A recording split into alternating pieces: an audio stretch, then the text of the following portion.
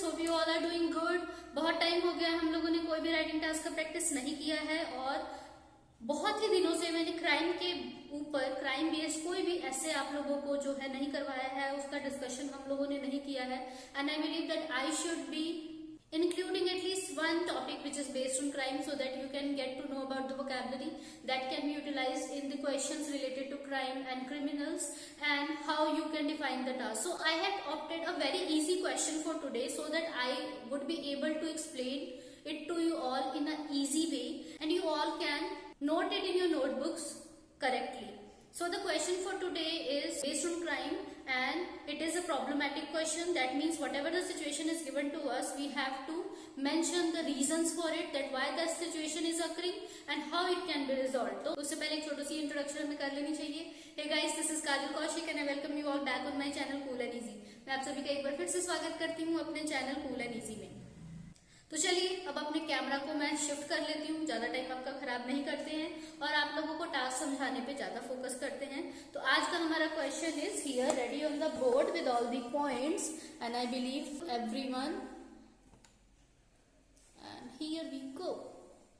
So this is the question and I have kept it a bit far from the board so that you can note it down properly, and if you are unable to see the task properly from the board, you can coordinate with my voice. It will really help you to note down the exact data that I have used on the board. So the question for today is, it is observed that some ex-prisoners commit crimes after being released from the prison.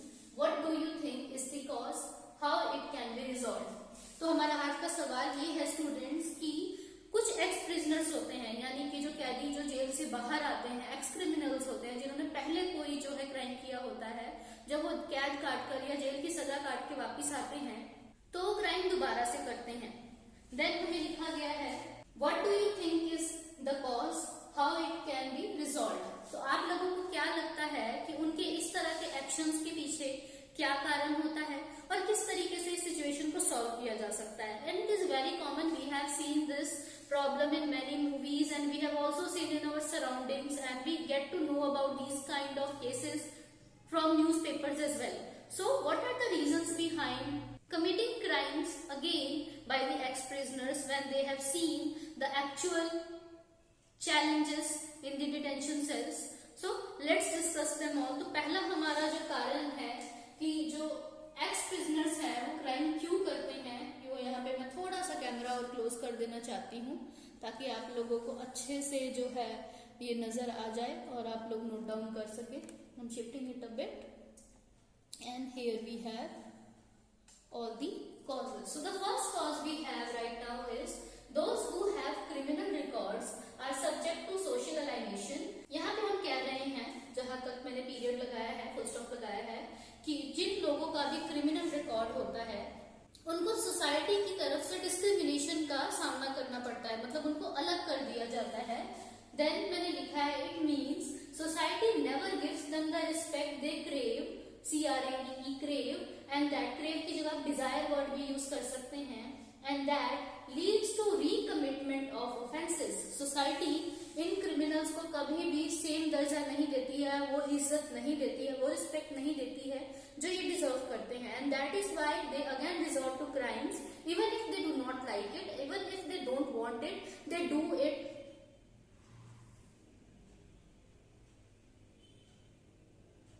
Because they do not find any other option. तो ये हमारा first point है कि जो x prisoners हैं वो इसलिए crime करते हैं क्योंकि उनको सोसाइटी में सेम तरह की रिस्पेक्ट नहीं मिलती है जिसे वो क्रेव करते हैं और वो फिर से उसी तरह के पहले जैसे इंसान बनने के लिए मजबूर हो जाते हैं. क्राइम्स करने पे दोबारा से वो लौट आते हैं. तो this is our first point. Our second point is poverty and finding no reputed job leave them with the easy options of selecting the same route they were on before penalization.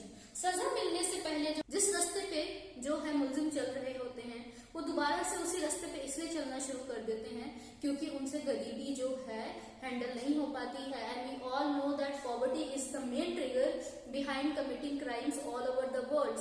In total crimes, around 45 to 50% of the crimes happen and occur just due to poverty, the increase in poverty, that people are living under the poverty line, and to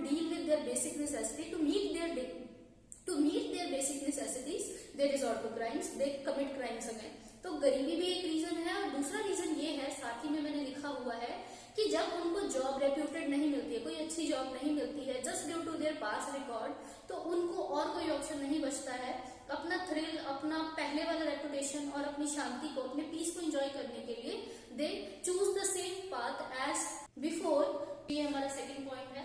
then the third point we have is weak governance and lack of rehabilitation centers in several nations also lead to re-emergence of crimes by the ex-culpables. CULPABLES.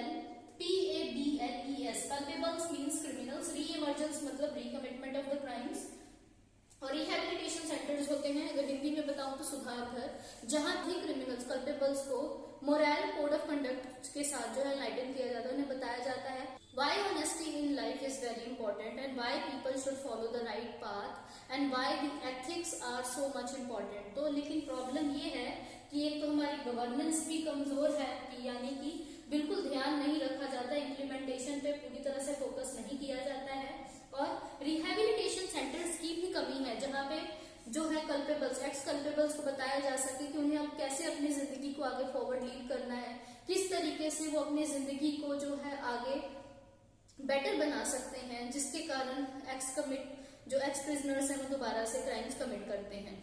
Then the next point we have is sometimes the psychological condition of convicts means again the criminals is not correct. कई बार उनकी दिमागी हालत जो है वो सही नहीं होती है और उस चीज को ज्यादा लोग पहचान नहीं पाते हैं। कुछ लोग, some people are psycho and they do not realise before committing the crime, sometime they do it deliberately, sometimes they do it unintentionally, but the cause is they recommit it. So this is the also problem, this is also one of the cause that leads to recommitment of crimes even after being released from the jails once.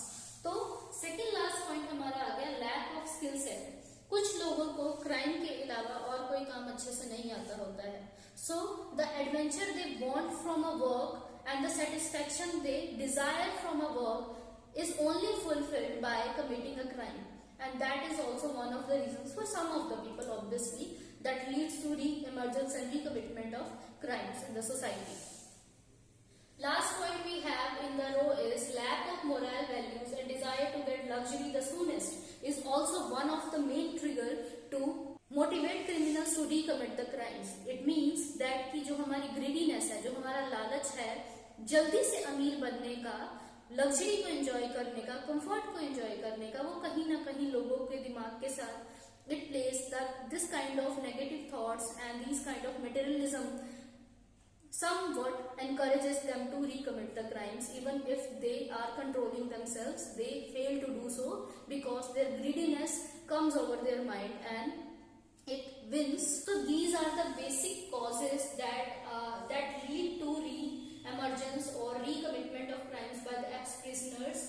And in points में से आप सभी points को use ना करें अपना BP1 तैयार करने के लिए, आप 2 या 3 पॉइंट्स का यूज करने से आप लोग आराम से 11 to 13 लाइन्स बन जाएंगी and you would be able to score as much as you can. It would really help you to score 7+, and do not forget to explain them a bit, because only writing the key lines of a particular point would not give you better marks. If you want to score the maximum, you have to elaborate every point a bit, and if you can write an example, that is the best scenario to gain maximum band score in your examination, in your final IELTS test. So let's move to the solution part, that how these causes, these triggers can be met and what remedies are available to the society and to the individuals and also to the prisoners and the government that can be used to solve this particular problem, to alter the situation of this re-emergence of crimes by the ex-prisoners. So let's begin with the solutions here.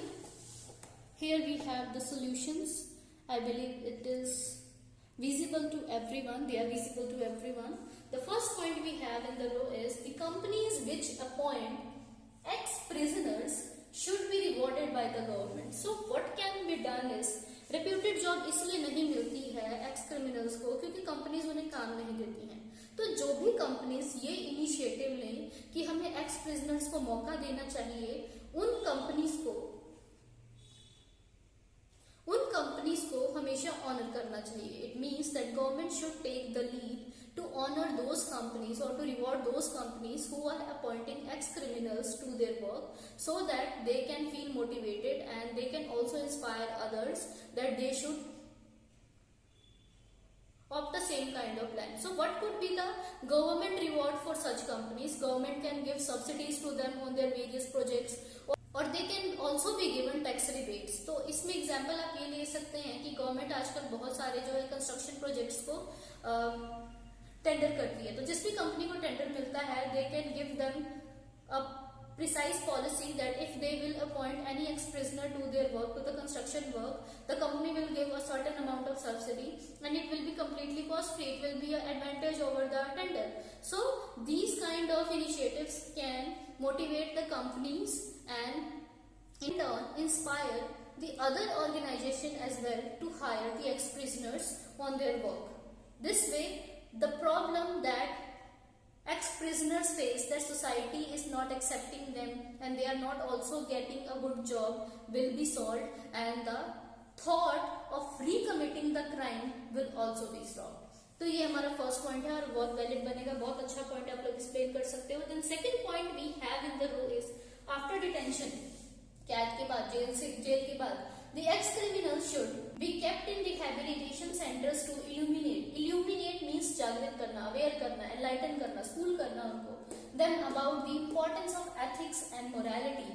Detention के बाद x criminals को थोड़ा time जो है rehabilitation centre में, rehabilitation centres में रखना चाहिए, जहाँ पे उनको बताया जा सके कि एथिक्स एंड मॉरल वैल्यूज की क्या इंपॉर्टेंस होती है, जहाँ पे उनको बताया जा सके कि एथिक्स एंड मॉरल वैल्यूज की क्या इंपॉर्टेंस होती है, and why they should opt these kind of values to lead a good life.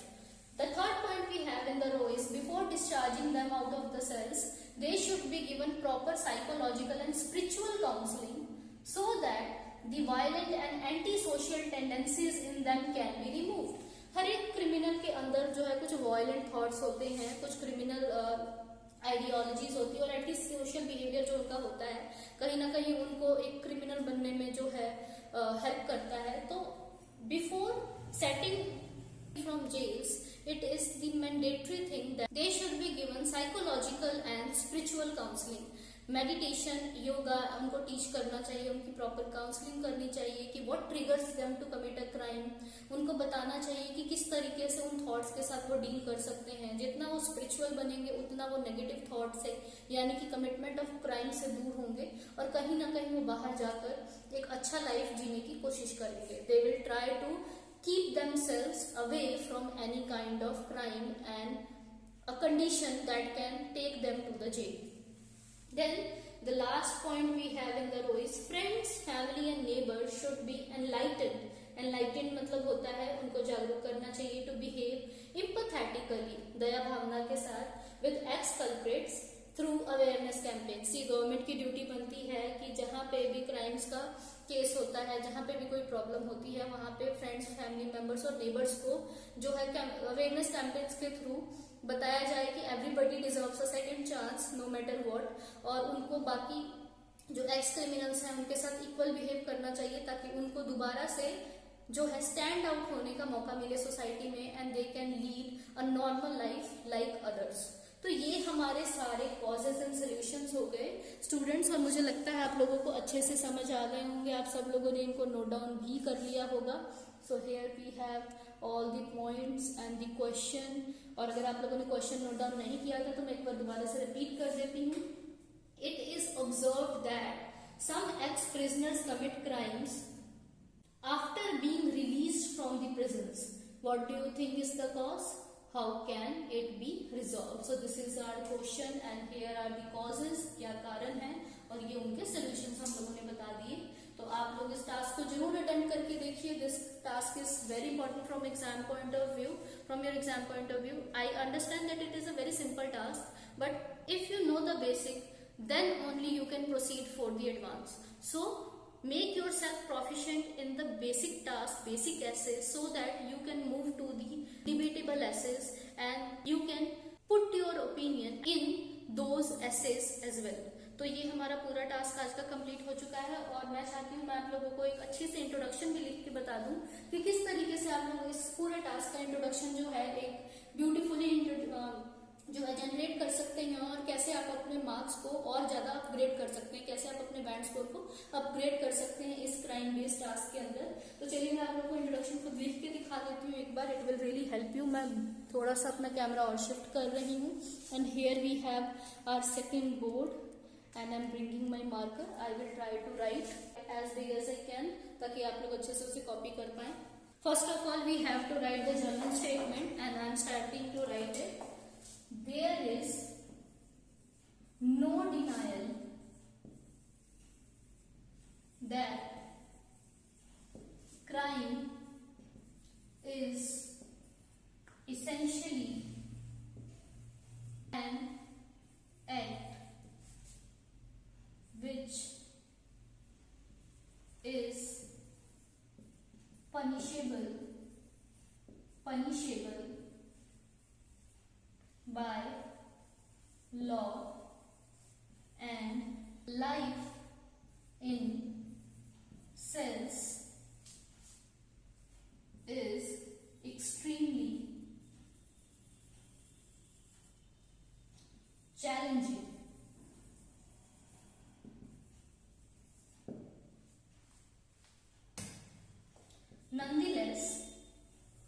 Nonetheless, फिर भी some ex-convicts commit crimes again after getting released from judicial detention. तो मैं एक बार आप लोगों को बता देती हूँ मैंने क्या लिखा है। सबसे पहले मैंने जर्नल स्टेटमेंट बनाई है, there is no denial that crime is essentially an act which is punishable by law. इस बात में कोई शक नहीं है कि क्राइम एक ऐसा एक्ट है जिसको लॉ पनिश करता ही करता है। And life in cells is extremely challenging. Cells means jail, prison. तो जो लाइफ होती है सेल्स के अंदर वो बहुत ही ज्यादा डिफिकल्ट होती है। चैलेंजिंग मीन्स डिफिकल्ट, आप डिफिकल्ट की जगह पे कहीं पे भी चैलेंजिंग वर्ड यूज कर सकते हैं। अब हम लोग रिफ्रेश करेंगे क्वेश्चन की स्टेटमेंट को कि जो कुछ कन्विक्ट्स हैं वो जेल से बाहर आने के बाद दोबारा से क्राइम करते हैं। तो इसके लिए मैंने लिखा है फिर भी nonetheless some ex-convicts commit crimes again after getting released from judicial detention। मतलब कि कारावास से वापस आने के बाद भी वो दोबारा से फिर से वही जो है गुनाह करते हैं। Then I will write the thesis। इसके बहुत सारे कारण हैं और उसके साथ में सोल्यूशन है। तो मैं बोलूंगी और मैं लिखवाऊंगी, जो मैं आप लोग को हमेशा बोलती हूँ कि प्रॉब्लमेटिक क्वेश्चन में आप लोग सेम थीसिस लिख सकते हो, चाहे क्वेश्चन जो भी हो। और ये तब लिखना है आप लोगों ने सेम थीसिस जब आपको कॉजेस, कारण और सोल्यूशन पूछे गए हो। जैसे कि there are various triggers behind the phenomena along with remedies mean solutions to combat the situation। combat means fight। बहुत सारे कारण हैं इस चीज के पीछे और साथ ही में बहुत सारे सॉल्यूशंस भी हैं ताकि हम इस सिचुएशन से फाइट कर सकें, यानी कि इसको सॉल्व कर सकें। तो ये हमारा एक बेस्ट जो है इंट्रोडक्शन बन के आ गया, जिसमें हमने टास्क रिस्पॉन्स 100% रखा है, ग्रामेटिकल लैंग्वेज 100% रखी है, लिंग्विस्टिक्स का हमने यूज किया है और हमने पूरी तरह से क्वेश्चन को रिफ्रेश कर दिया है। साथ में हम लोगों ने कोई भी एलिमेंट ऐसा लूज नहीं किया है जो कि आपके टास्क 2 में होना चाहिए। So that is why the task response to the given particular question and this introduction is 100%। तो इस तरीके से अगर आप इंट्रोडक्शन अपना बनाते हैं इस तरह के क्वेश्चन में तो आप लोग स्कोर बहुत अच्छा कर सकते हैं। 100% जो है आपका राइटिंग एग्जाम होगा वो क्लियर होगा। सो this is all for today students. I hope you all have understood the entire question. Note it down in your notebooks and do attempt it in complete version so that you can get it checked by your nearby tutor. You can also join English High for offline classes. The numbers are displayed on the screen as you can see below. Share that this task and this particular video with your friends and family members who are about to take their final IELTS test in this month or within the next month. So do share this video. If you haven't subscribed my channel, do subscribe it. Also press the bell icon to get the latest updates and notification from my channel. Next time I'll meet with you all again with some informative content on IELTS or English to make your IELTS journey and English journey as easy as possible. Till then, I'm taking your leave. Bye bye.